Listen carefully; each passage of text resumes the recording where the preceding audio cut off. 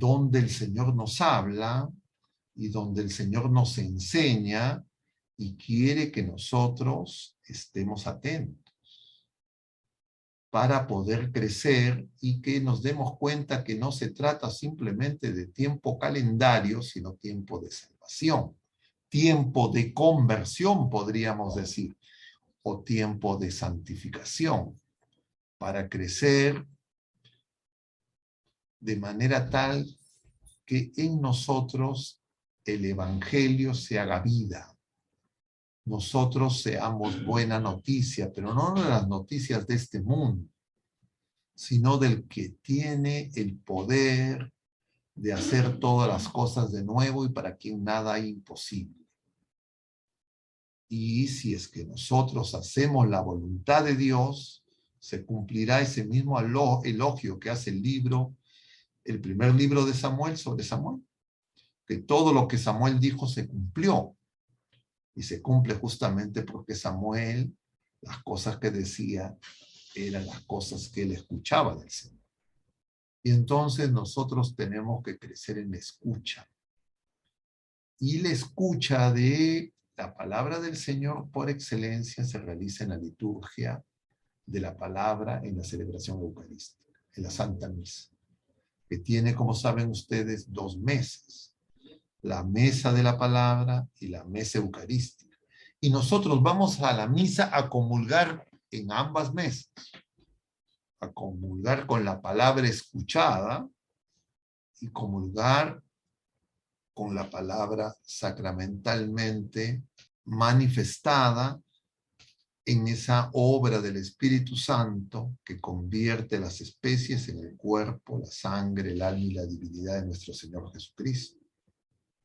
Y tomar conciencia que nosotros tenemos 2 comuniones, porque muchas veces, a veces distraídos en la liturgia de la palabra, sobre todo cuando creemos que ya sabemos lo que el Señor nos quiere decir, porque no tenemos conciencia de que esa palabra es viva y eficaz y que siempre es nueva, y que el Señor actúa sobre nosotros de modo que Él es el universal concreto, decíamos nosotros en estos días. Es decir, que su palabra es de vigencia universal para todas las criaturas humanas de todos los tiempos, pero también es concreto para cada uno de nosotros en cada circunstancia personal, en cada día, en cada hora y en cada momento. Y si yo, por ejemplo, ¿no? De repente para ustedes no es tan común, pero para un sacerdote sí, celebro la misa en la mañana y escucho esa palabra, la leo, y celebro de nuevo la Eucaristía en la tarde o en la noche, esa misma palabra me dice cosas nuevas. No es que se repite, nunca se repite, siempre es nuevo. Y entonces lo que nosotros necesitamos es crecer en escucha. Y esa palabra se dirige a Samuel de noche, cuando duerme.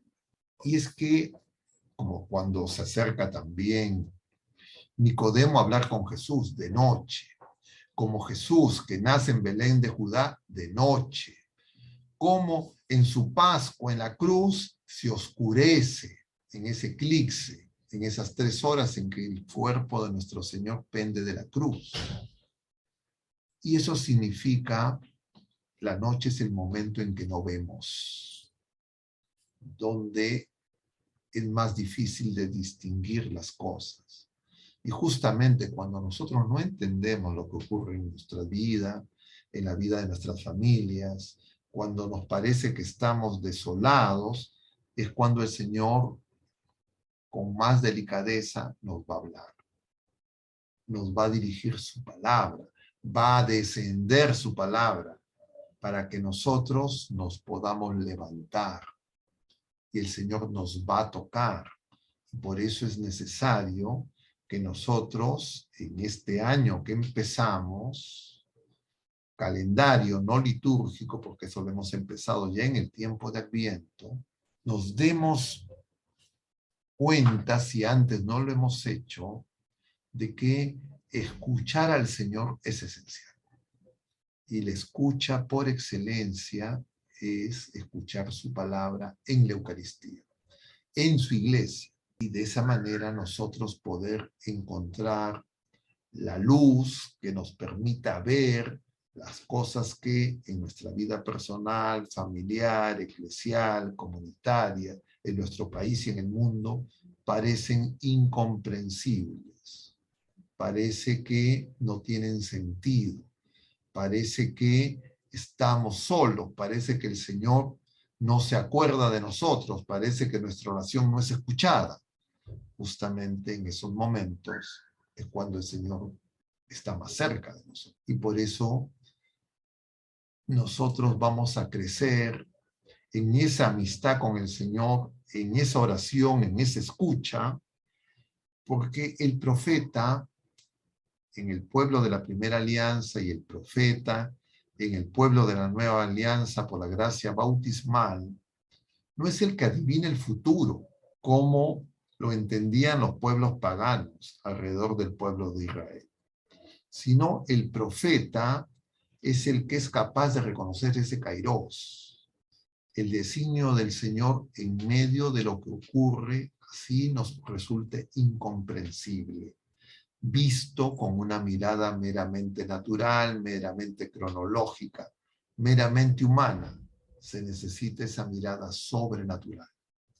Pero además de esa mirada, se necesita poner en práctica lo que nos dice el Señor.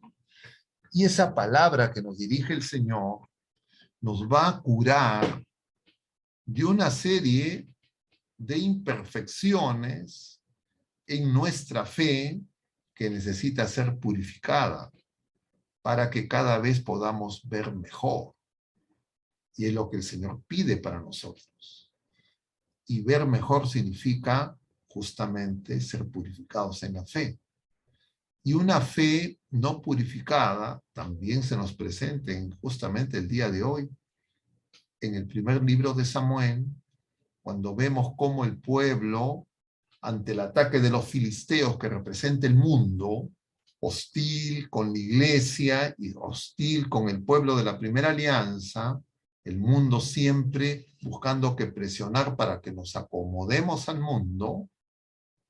Entonces, ellos, dice, después de la primera derrota, deliberan entre ellos y deciden llevar el arca de la alianza.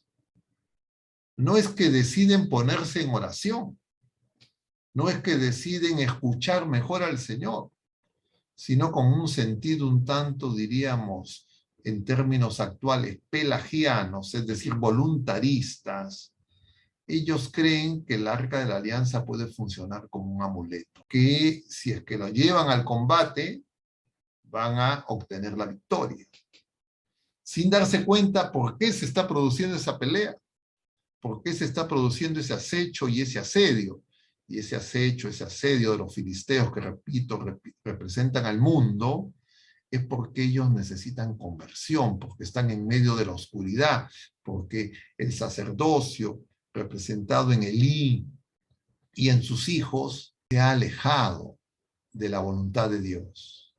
Y porque el pueblo también, como oveja sin pastor, se ha alejado de la voluntad de Dios y están siendo acechados y seducidos por el mundo representado en los filisteos. Y llevando el arca de la alianza, lo que se va a producir es un desastre mayor. No solo van a morir más, y de la primera derrota que eran 4.000 van a morir 40.000, sino que además los dos hijos de Elí van a morir, van a capturar el arca de la alianza, el mismo Elí va a morir, no en combate, pero cuando se entera de la noticia, y entonces el desastre será total. Y es que nosotros tenemos que darnos cuenta que eso no está puesto solamente porque es palabra viva, kairos, dirigida a las criaturas humanas de todos los tiempos, también a nosotros. Y nosotros tenemos que darnos cuenta cómo es nuestra fe.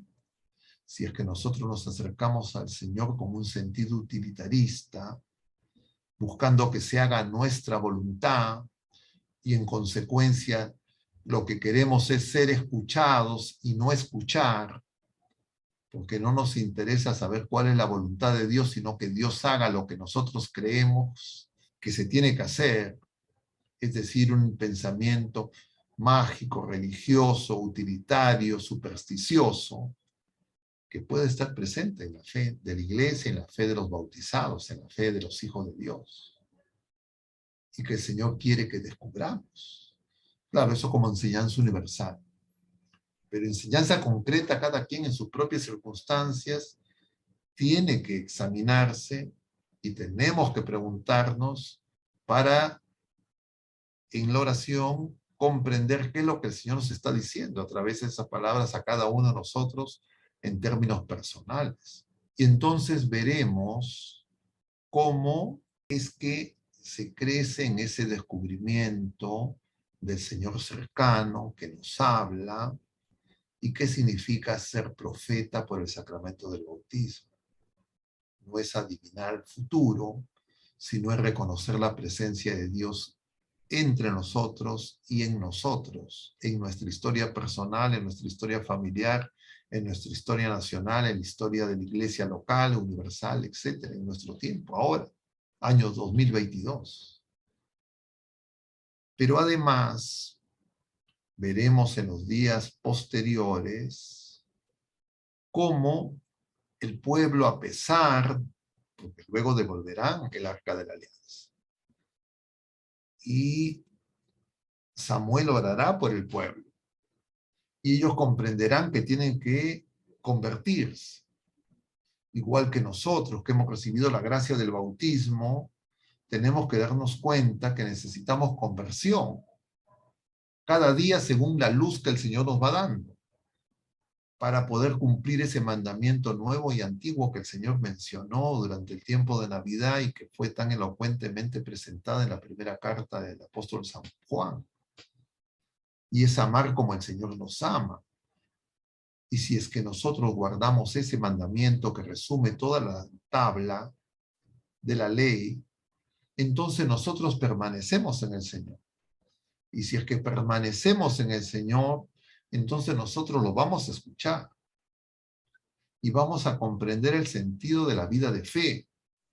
Y como hemos mencionado varias veces y vuelvo a repetir, el día de hoy nos enseñaba y nos recordaba el Papa emérito, el cristianismo no es un moralismo, no es cumplir ciertas doctrinas, ciertas normas, una moral, sino es el encuentro con la persona de Jesucristo, que nos conduce al Padre en el Espíritu Santo. Y ese encuentro personal que se nos ofrece una y otra vez en los sacramentos y en la Eucaristía, es un encuentro que tiene que ser un diálogo de amor y que empieza en escuchar lo que el Señor nos dice. Porque Él nos mostrará, como se refiere hoy en el Evangelio, en ese leproso que representa a la humanidad entera herida por el pecado. Él quiere limpiarnos, Él quiere curarnos, Él quiere sanarnos. Él viene a nuestro encuentro. No es que Él se hace el huidizo, si es que nosotros nos acercamos a Él sabiendo que Él es el que nos ha amado primero, que Él es el que nos ha dado nueva vida, que Él es el que nos alimenta, Él es el que se entrega a nosotros, Él es el que nos dirige su palabra, y su palabra es de vida eterna.